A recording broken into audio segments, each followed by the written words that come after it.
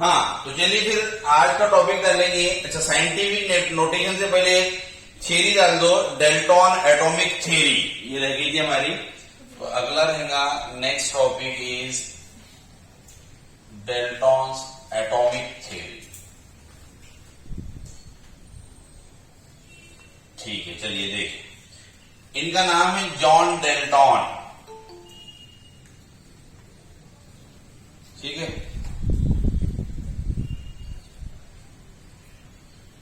तो next heading है Dalton atomic theory. पूरा नाम है जॉन डेल्टन। 1808 में इन्होंने ये थ्योरी प्रपोज की थी। 1808 1808, ठीक है, जॉन डेल्टन नाम से। अब देखिए इनका कहना क्या था, तो स्टार्ट की ये बात है बेटा, जिसमें ये बताया गया था कि the matter is made up of a very small tiny particle is called as the atoms. ठीक है, यानी यहां से बात चल रही थी कि जो मैटर जो होता है, it is composed of, it is made up of a small particle. किसी भी मैटर को छोटे छोटे टुकड़े करेंगे तो उसका सबसे छोटा पार्टिकल जो रहेगा, स्मॉलेस्ट, वो क्या होता है, एटम्स। ये बताने वाला था डेल्टन। ठीक है, यानी इसने सबसे पहले इस बात को रजिस्टर करवाया था। वैसा हमारे इंडियन साइंटिस्ट महर्षि कनर्ड ने भी ये चीज को बता दिया था। उन्होंने उसको परमाणु नाम दिया था, इसने इसको एटम दिया था। ठीक है, तो ये हो जाएगा अपना इसका फर्स्ट पॉइंट के लिखे। पहला point, matter is made up of a smallest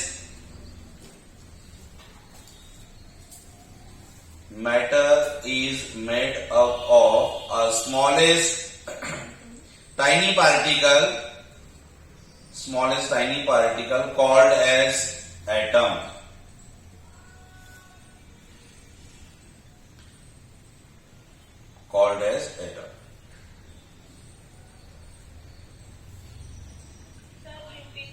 हाँ, matter is made up of a smallest tiny particle called as atom.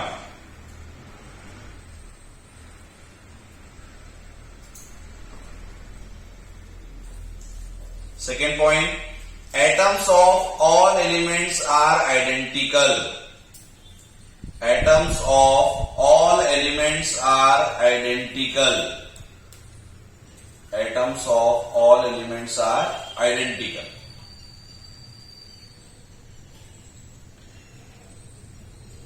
Atoms of all elements are identical. क्या मतलब हुआ इसका? Atoms of all elements are identical, यानी किसी भी atoms के, किसी भी एलिमेंट के जितने एटम्स होते हैं वो क्या होते हैं, आइडेंटिकल होते हैं, एक जैसे होते हैं। ठीक है, हमने देखा था कि भाई जो एलिमेंट्स होते हैं, elements having one kinds of atoms. कोई भी एलिमेंट्स में एक ही काइंड्स के एटम्स होते हैं। जैसे अगर मैं बात करूं Fe आयरन, मेरे पास में लोहे का कोई एक रॉड है, टुकड़ा है आयरन का, तो उसमें कितने Fe है, तो उसमें बहुत सारे Fe है, यानी आयरन उसमें बहुत सारे है, एक ही Fe नहीं है। लेकिन उन सभी को बोलेंगे अपन क्या, भाई आयरन यानी एक एलिमेंट है। अब ये एलिमेंट्स में बहुत सारे एटम्स है और सबके सब एटम्स कैसे, आइडेंटिकल। तो ये मतलब हुआ सेकेंड पॉइंट का कि atoms of all elements are identical, कि किसी भी एलिमेंट्स में जितने एटम्स होते हैं वो आइडेंटिकल होते हैं, एक जैसे होते हैं। बेटा क्लियर हुई, के बात समझ में आएगी सभी को कि atoms of all elements are identical. बोलो जल्दी फटाफट। हाँ, आगे सभी के, चलो ठीक है। सेकेंड पॉइंट लिखेंगे, third point, atoms of different elements are different. Atoms of different elements are different. अलग अलग एलिमेंट्स के एटम्स भी क्या होंगे, अलग अलग होंगे। इसका third point.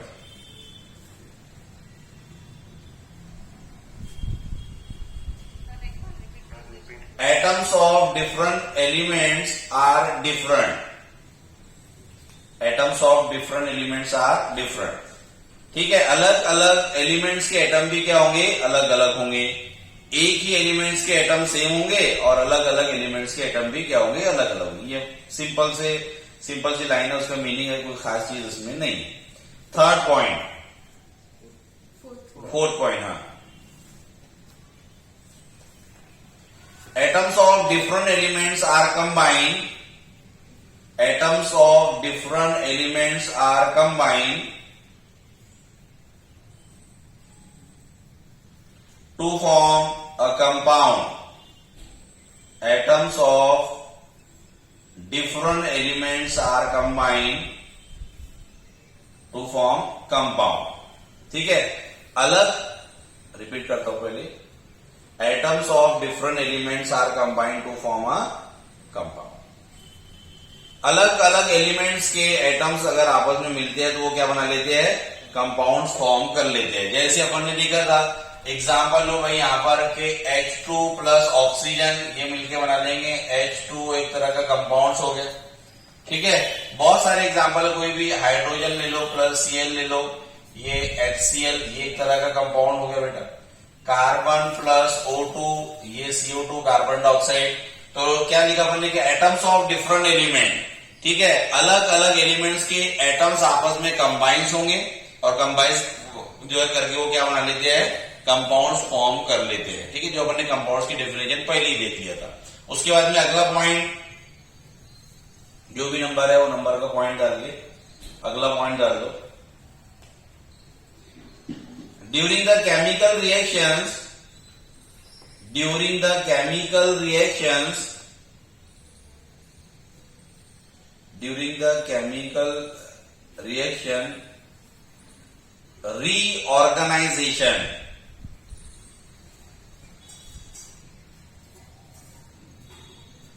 reorganizations of atoms take place.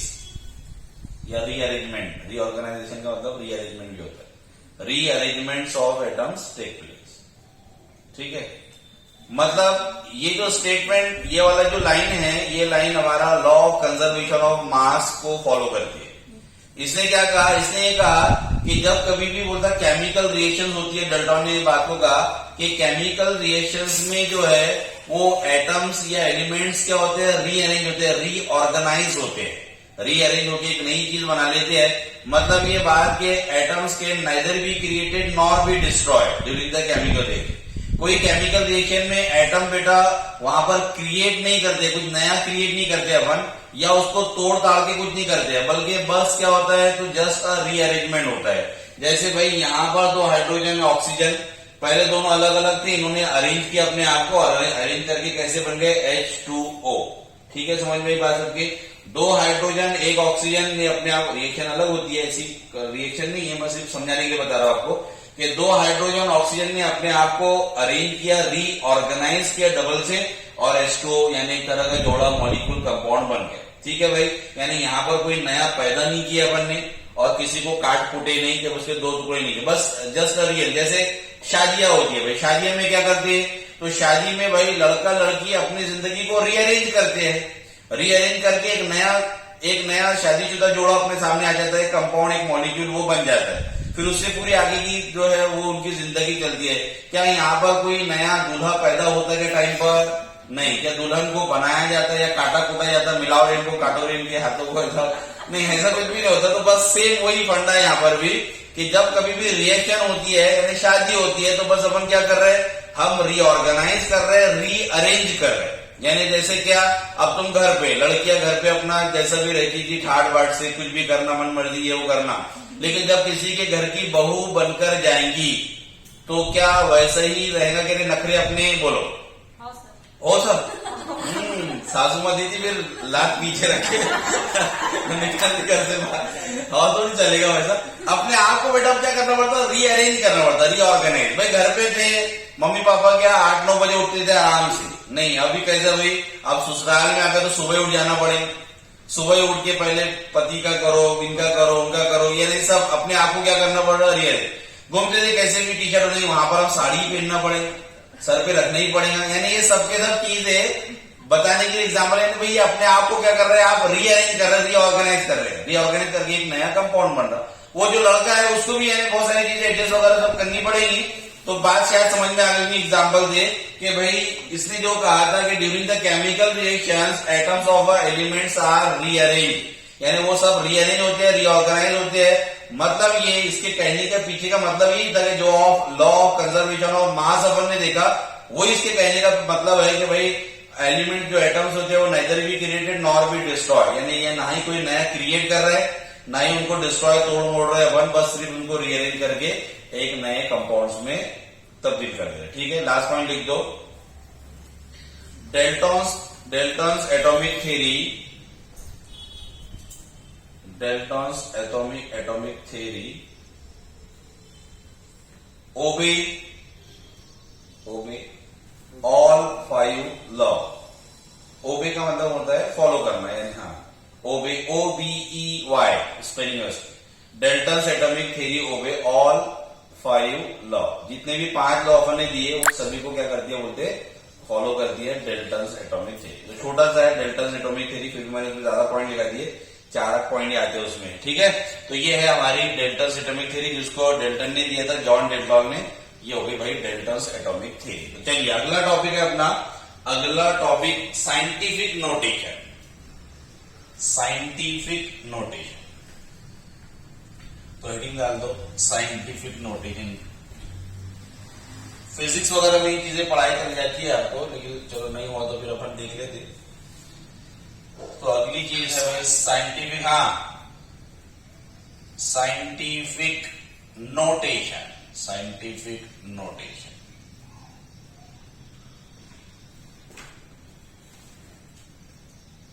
चलो लिखेंगे इसमें any number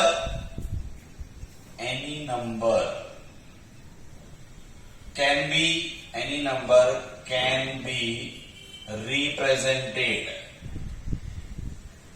represented in scientific notation as n into 10 raised to power n, n into 10 raised to power n। ठीक है, कोई भी नंबर को बोलता रिप्रेजेंट करेंगे साइंटिफिक नोटेशन में कैसा, n into 10 raise to power n। n क्या है, तो n जो रहेगा हमारे पास में एनी नंबर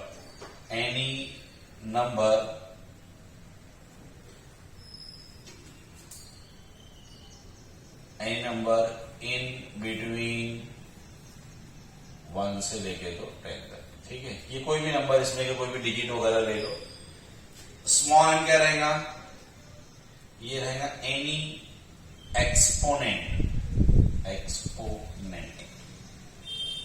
ठीक है, having positive and negative value. ठीक है, तो ये हो गया भाई कैपिटल एन, कोई भी नंबर हो सकता है 1 से 10 के बीच में, लेंगे उसको अपन, कुछ भी ले लेंगे पॉइंट में वगैरह। और n क्या है, स्मॉल n, तो n ये है एक्सपोनेंट है, जिसका पावर में रहेगा एक्सपोनेंट, जो पॉजिटिव और नेगेटिव वैल्यू रखेगा। ठीक है, इसको कहा जाएगा बेटा अपना स्मॉल n। अब देखिए ये साइंटिफिक नोटेशन क्यों है, हाँ, क्या है अभी, स्क्रीन क्लियर नहीं है। ठीक है, वो वीडियो नोट वो हो रहा बेटा, तो हो जाएगा, ब्लरिंग वगैरह हो रहा, वैसा वीडियो भी हो रहा। हाँ बेटे, चारों वैसा अपना वीडियो शूट हो रहा है, रिकॉर्ड हो रहा है, तो उसमें आ जाएगा। वैसे भी मैंने बंद करके चालू किया, हुआ क्या सर, क्लियर हो गया आवाज की, सर क्लियर है। चलिए ओके। ठीक है, जिनका नहीं है तो कोई प्रॉब्लम नहीं है, अपना वीडियो शूट हो रहा है, रिकॉर्ड हो रहा है, वो रिकॉर्डेड भी आपको मिल जाएगा, वहां पर भी देख सकते हैं आप। तो चलिए देखते हैं क्या है scientific notation. Any number can be represented scientific notation as n into 10 raise to power n। n क्या है, तो कोई भी एक नंबर है। ठीक है बेटा, और स्मॉल n क्या है, ये एक्सपोनेंट है, जिसकी पॉजिटिव और नेगेटिव वैल्यू में। हम ये कह रहे थे कि भाई साइंटिफिक नोटेशन की क्यों जरूरत पड़ती है, तो साइंटिफिक नोटेशन की जरूरत इसलिए पड़ती है कि कुछ बहुत बड़े नंबर होते हैं जिनको लर्न करना, याद रखना बड़ा मुश्किल है भाई। अर्थ से लेके तो अपन बोलेंगे भाई सन का, मून का कितना डिस्टेंस है, फासला कितना है, तो बहुत बड़ी वैल्यू हो जाएगी। इतनी बड़ी वैल्यू रखना मुश्किल बात है। फिर कोई छोटी वैल्यू में कैपिलरी का कितना डायमीटर है, जो अपनी ब्लड कैपिलरीज आती है, ब्लड की वेन्स आती है, बहुत स्मॉल, बहुत छोटी आती है, उनकी कितना डायमीटर है, तो इतना छोटा डायमीटर, इतना बड़ा लेंथ का याद रखना ये मुश्किल टास्क है, इनकी कैलकुलेशन करने में बड़ी मुश्किल जाती है। उसके लिए बेटा साइंटिस्ट ने ये साइंटिफिक नोटेशन बताया जिसके जरिए हम बड़े आसानी से किसी भी बड़े नंबर को इजीली कैलकुलेशन के लिए इस्तेमाल कर सकते हैं, लर्न कर सकते हैं। जैसे एग्जांपल अगर अपन देखिए अपने पास में, तो एग्जांपल में अगर मेरे पास में भाई यहाँ पर 0.000009, ठीक है, एक ये नंबर आ गया। अब इतने बड़े नंबर को 0000 कितने जीरो है लर्न करना, याद रखना ये बड़ा मुश्किल चीज हो जाएगा, ठीक है। या फिर मेरे पास में कोई ऐसा नंबर आ गया कि भाई यहाँ पर आ गया मेरे पास में 875000, इस तरीके से। अब ये भी कोई एक बहुत बड़ा नंबर है, ये भी जो है बड़ा नंबर है, इनको लर्न करना, याद करना, इनका कैलकुलेशन करना है मुझे, तो वो सब दिक्कत जाएगी, मुश्किल जाएगी।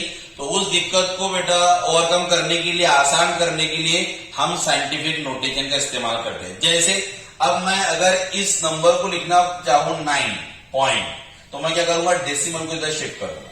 कितने से 1 2 3 4 5 6 7, तो मैं लिखूंगा 9.0 इंटू 10⁻⁻7। तो अब याद रखने मुझे एकदम आसान हो गया, 9.0 इंटू 10⁻⁻7, यानी मैंने क्या किया, डेसिमल को शिफ्ट किया किधर, राइट हैंड साइड पर, ठीक है बेटा। अब ये नंबर भी भाई इतना बड़ा मुझे याद रखने में दिक्कत जा रही है, तो मैं क्या करता हूं, इसको मैंने लिखते हैं यहाँ पर, इसको मैं लिखता हूं यहाँ पर 8.75, ऐसे लिख दिया मैंने इसको, ठीक है।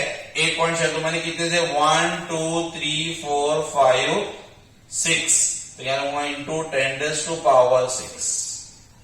अब ये मेरे लिए क्या हो गया, लिखने में आसान हो गया। मतलब क्या, तो दो रूल, 2 पॉइंट बनेंगे। नंबर फर्स्ट क्या, तो भाई if we shift decimal, shift हो गए के, हाँ वही तो बोल रहा मैं, if we shift decimal from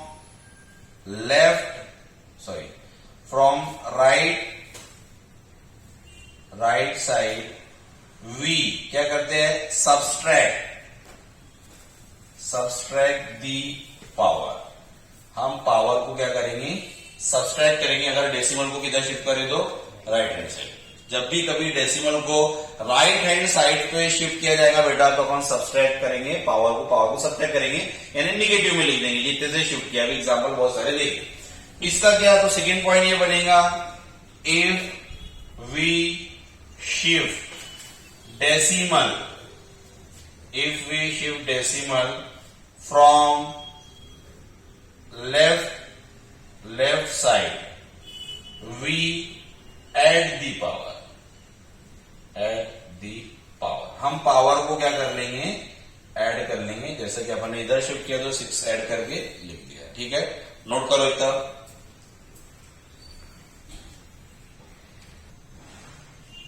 significant figure, all certain digits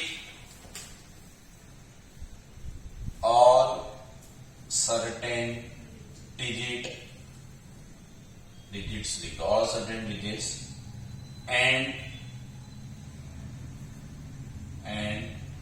at least one doubtful digit,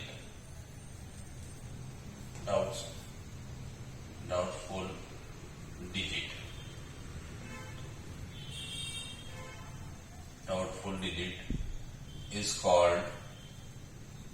called as significant figure.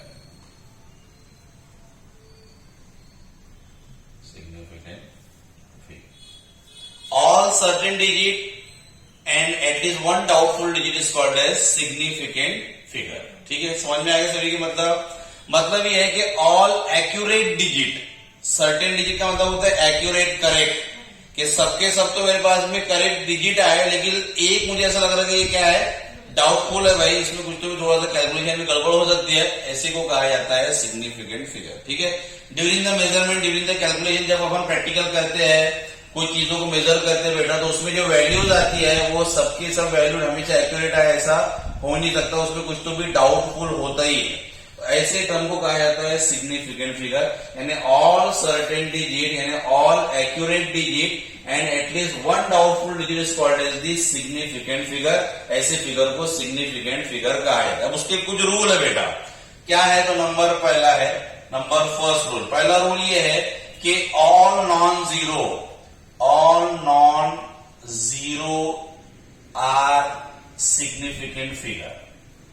Are significant figure. जितने भी नॉन जीरो होते हैं वो क्या होते हैं? सिग्निफिकेंट फिगर होते हैं. All non zeros are significant figure. जैसे एग्जांपल मेरे पास में हुए यहां पर 321 मैंने ये ले लिया भाई. 321 मेरे पास में नंबर. आपसे पूछा जाए कि how many numbers of significant figures, तो आप लिखेंगे यहां पर तीन सिग्निफिकेंट फिगर है. क्यों? क्योंकि अपना पहला रूल है all non zero digits are significant figure. जितने भी नॉन जीरो होते हैं बेटा वो सबके सब क्या होते हैं? सिग्निफिकेंट फिगर होते हैं. तो ये हो गया 321 हो गया. दूसरा एक नंबर ले लिया मैंने भाई यहां पर, सेकेंड नंबर में ले लिया यहां पर 598. ये मेरे पास में एक नंबर है. यहां पर मैं पूछ लूंगा बताओ कितने हैं, तो अगेन बोलेंगे आप 3. एक नंबर आगे मेरे पास में थर्ड वाला यहां पर कि 3249 कितने हैं बोलो? 4. तो जितने एकदम सिंपल है, यानी सबसे आसान रूल है all non zero are significant figure. जितने भी नॉन जीरो होते हैं वो क्या होते हैं? सिग्निफिकेंट फिगर होते हैं. Number second rule, number second दूसरा, all zero in between non zero are significant figure. ठीक है. जितने भी क्या होते हैं जीरो इन बिटवीन किसके? दो नॉन जीरो के बीच के जितने भी है वो क्या रहेंगे? आपके सिग्निफिकेंट रहेंगे. जैसे एग्जांपल मेरे पास में 4008. मैं पूछूं यहां से कि कितने सिग्निफिकेंट है, तो आप बोलो कितने हैं? 4. क्योंकि अपने कहते हैं all zero in between two non zero. All zero between non zero, two non zero के बीच ऐसे लिख दो. Two non zero are significant figure. तो मेरे पास 4 और 8 ये दोनों तो क्या है भाई? नॉन जीरो डिजिट है. ये जीरो है तो कुल मिला के कितने हो गए मेरे पास में? 4. आया सभी के समझ में भाई? कोई अपने पास में यहां पर आपका 3205 कितने हैं बोलो? 4 अगेंस्ट 4, यानी ये जीरो भी क्या हो गया अपने पास में? ये हो गया दूसरा पॉइंट. तीसरा पॉइंट नंबर थर्ड. तीसरा पॉइंट बेटा एंडिंग जीरो का. एंडिंग जीरो, जरा जीरो को देखें. जीरो के बारे में, जीरो में थोड़ा सा कंफ्यूजन होता है. अब जीरो में देखिए अपन यहां पर तो लिखेंगे अपन all ending zero after decimal are significant figure.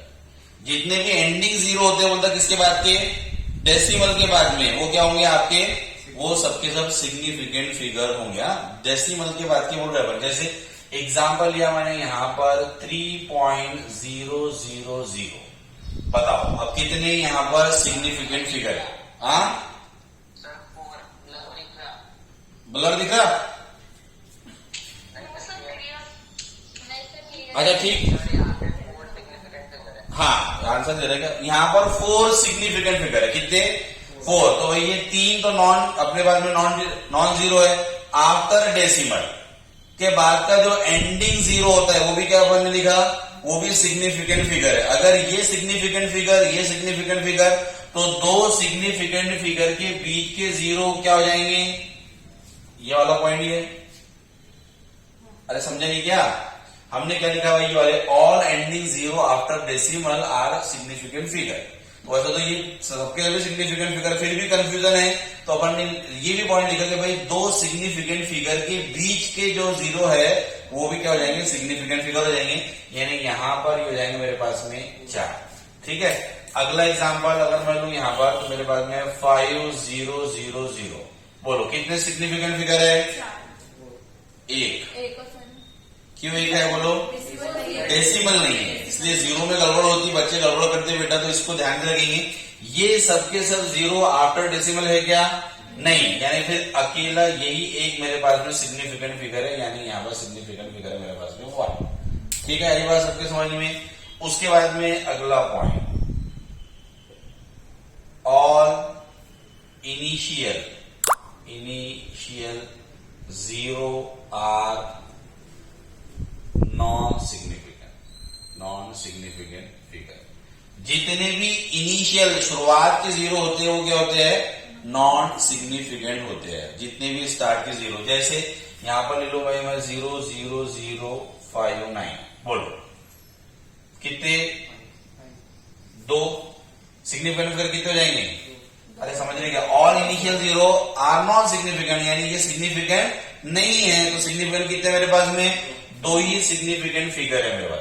अगर मैं ले लू यहाँ 0.0045, अब बताओ कितने हैं, नहीं 2 ही है ना, 2 ही है, इनिशियल जीरो, ये कौन से आ गए, आए समझ में, शुरुआत के जीरो सबके सब क्या होंगे आपके, हमेशा याद रखना शुरू। ये डेसिमल है लेकिन ये इनिशियल में आ गया ना, ठीक है, डेसिमल तो देखिए ये डिजिट जो नॉन जीरो डिजिट है उसकी शुरुआत में आ गया बेटा, तो ये भी क्या रहेंगे आपके नॉन, यानी नॉन सिग्निफिकेंट रहेंगे, यानी यहाँ पर ये 2 ही हमारे पास में सिग्निफिकेंट फिगर हुए। क्लियर है, सभी को समझ में आ गया बेटा। चलो इतना नोट करो पहले, फिर इस पे आगे एग्जाम्पल और देखते हैं।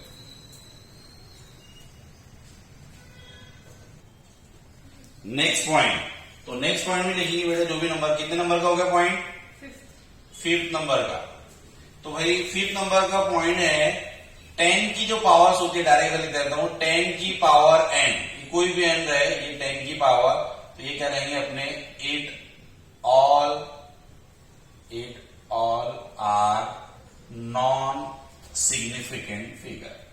ये सबके सब क्या होते हैं, नॉन सिग्निफिकेंट फिगर। 10 की पावर को काउंट नहीं किया जाएगा। जैसे मेरे पास में एग्जांपल है 6.023 इंटू 10 टू पावर -6, ऐसा ले लेता हूं, चलो ठीक है, 6.023 इंटू 10 टू पावर माइनस। अब मैं पूछूं यहां से कि how many numbers of significant figure, बताओ कितने सिग्निफिकेंट फिगर।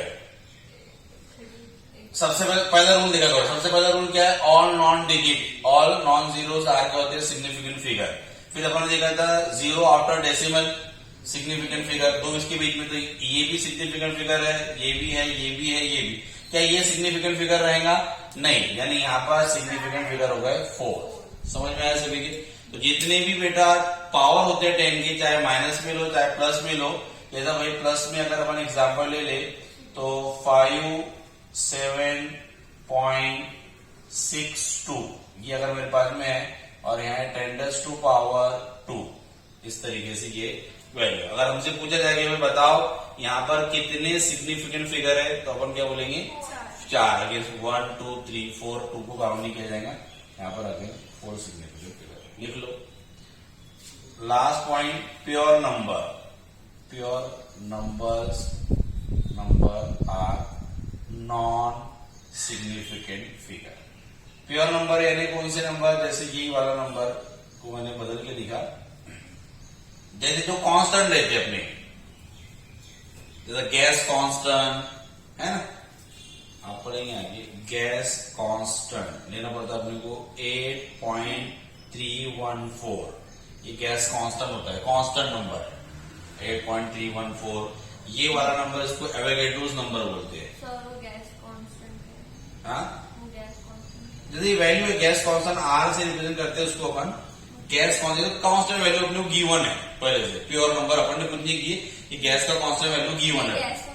हाँ, गैस का कांस्टेंट वैल्यू होता है, गैस कांस्टेंट वैल्यू आर से रिप्रेजेंट करते हैं 8.314, फिक्स इसको ऐसे लेना पड़ता है, ठीक है। जैसे ये होता है एवोगैड्रोस नंबर,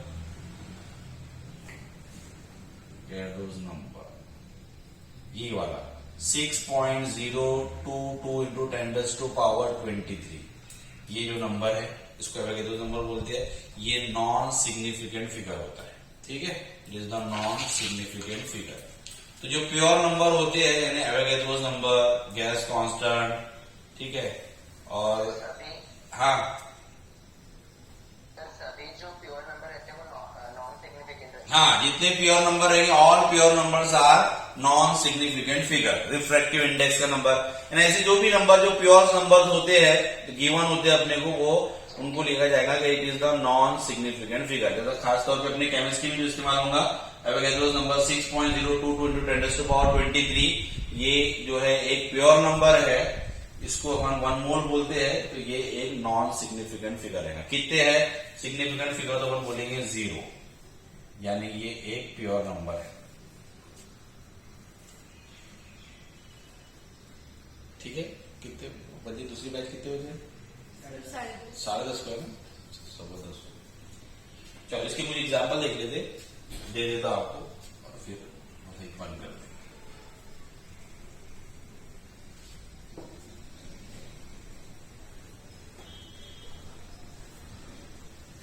चलो अभी कुछ एग्जाम्पल है, हमको करना है, करके बताना है क्या क्या रहेगा इसके। जैसे मेरे पास में हुए 5.0039, एक आगे 00452, एक आगे 0.0378, उसके बाद में आ गया 3.0005, उसके बाद में आ गया 58.04 इंटू 10⁻³ उसके बाद में आ जाएंगे यहाँ पर 6.022 इंटू 10⁻23।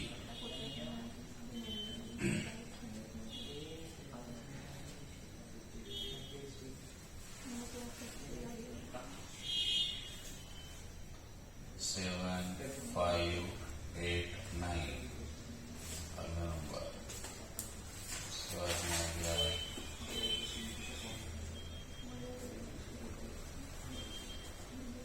6.058 इंटू 10⁻⁻⁴। चलो ये सब की सब वैल्यू है, इसको करो।